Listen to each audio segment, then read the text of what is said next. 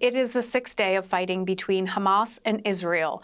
Victims of the deadly attack by Hamas include the Kedem Siman Tov family from Kibbutz Nir Oz in Israel, the mother, Tamar, the father, Yonatan, and their 6-year-old twin girls and 4-year-old son were all killed by Hamas. Here to tell us about them is Amit Bek, a relative of the family, and also a good friend of his is missing after she attended a large outdoor party this weekend that was attacked. Amit, welcome to our program. I'm so sorry for your loss.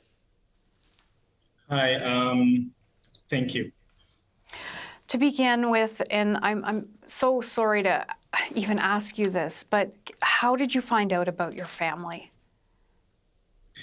So basically, from the first day, we knew that they are missing after the attacks and everything.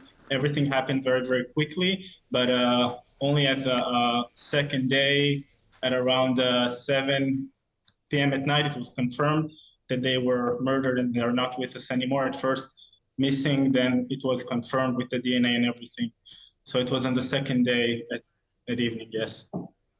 I think it's so important.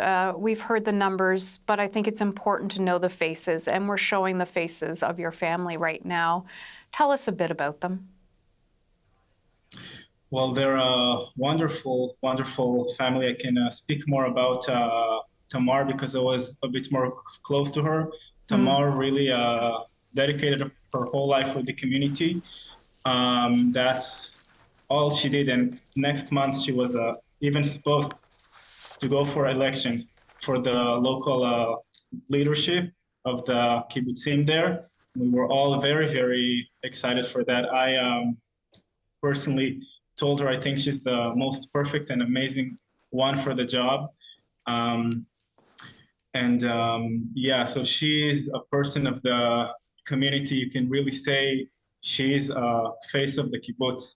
It's a very, very big loss for the kibbutz, and in particular for the family, and along with all of the numbers that are rising for the whole state of Israel. It's heart-wrenching. You see in the picture there, you mention the 6-year-old twin girls. You see them smiling. They look so bright and alive, and a 4-year-old son. You know, explain to us what her kids and what the kids meant to them. It's just unfathomable that anyone could take these people's lives. Well, you can see they're a very beautiful, very cheerful family.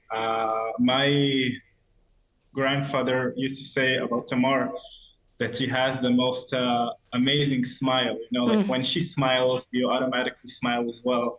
And it's a message I heard from him since I was a very little kid, and it's very true. You can see that on the picture. So very happy family, very proud of living in the kibbutz, continuing the legacy of her grandfather, who is my grandfather cousin. They both came from Argentina at a young age to Israel to establish their life, their legacy here in Israel back when the country was born. So these kibbutzim over there, close to Gaza, that were born in the 50s, Israel was very, very young. So they remained there with a very big agenda for optimistic and for the life and the safety of Jewish people in Israel. And I would like to say this is a very big loss, but we will keep their legacy and their goal in life on. This is our duty, and I'm speaking, I think, for all of the people of Israel in this very, very hard time. When you're telling us about what happened, did they live close to the border with Gaza?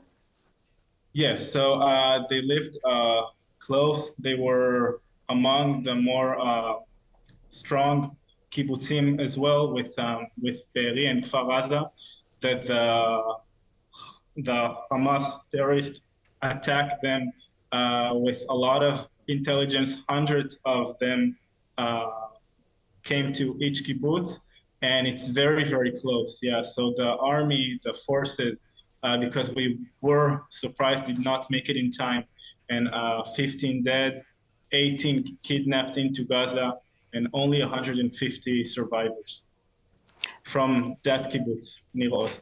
From that kibbutz. And do we know how many Hamas terrorists came into that kibbutz? How many of them? Hundreds of them. They came, many people. They did try. They did try to stand and fight, but it was an impossible battle with no prepared forces there. They came hundreds. It was a very, very big attack on civilians. And you say they did try to fight back, but just were completely overwhelmed? So yeah, it was Saturday morning. It's a day that we all rest, and most of us in Israel, we don't go to work. And it was Simchat Torah as well, the end of Sukkot, so it was a holiday. They attacked on this very quiet day that we had with our families, and they had a technique to kill the civilians there.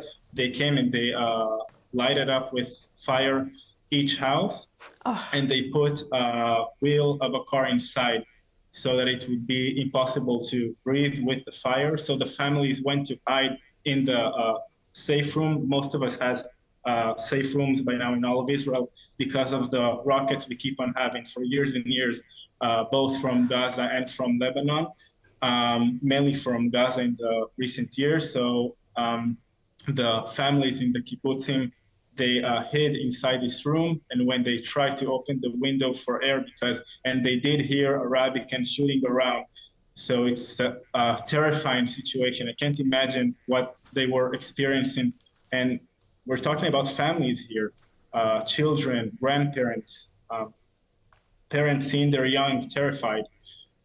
So when they tried, the families there, to open the window for air, the terrorists were waiting there, either shooting or grenade inside. We don't know for sure from each house, but this is what the survivors told us. That's the case. That's what their mission was, and that was their plan in advance. Everything was planned. They came with intelligence. As I said, hundreds of terrorists invaded the kibbutz. Oh, I'm so sorry to hear what everyone is going through. Amit, before I let you go, and I know you can't tell us the name or anything either because that's something you're keeping private, but you also have a friend who is still missing. Yes, I have a close friend, again, from honor to her family. I'm not going to mention her name. Everyone are quite afraid. But yes, I have a close friend who was in that party. I think by now every person in Israel knows personally someone who has been either injured, missing, kidnapped, or murdered in the most horrible ways. So yes, a close friend of mine is still missing from the party. And I'm thinking about it all the time. We all are. We opened a big WhatsApp group. Everyone in Israel are very, very worried. We all hope that our people will come safe. They are innocent people that haven't done anything wrong. And but I do want to say before I leave, we are very, very strong. We are strong people. We have strong hearts. We are very united these days. Everyone are donating and volunteering and helping and supporting the soldiers who are going to the reserve. Everyone are doing their best to help in this really, really dark time, and we will get out of it. And we have to continue forward, regardless of everything that's happening. We're going to be in a big trauma for a really long time, but Israel will survive. And it's a message I had to clarify for you too. Thank you kindly for that message, and thank you kindly for sharing your stories. Our thoughts and prayers are with you. Amit Bek joining us from Kibbutz Nir Oz. Thank you so much.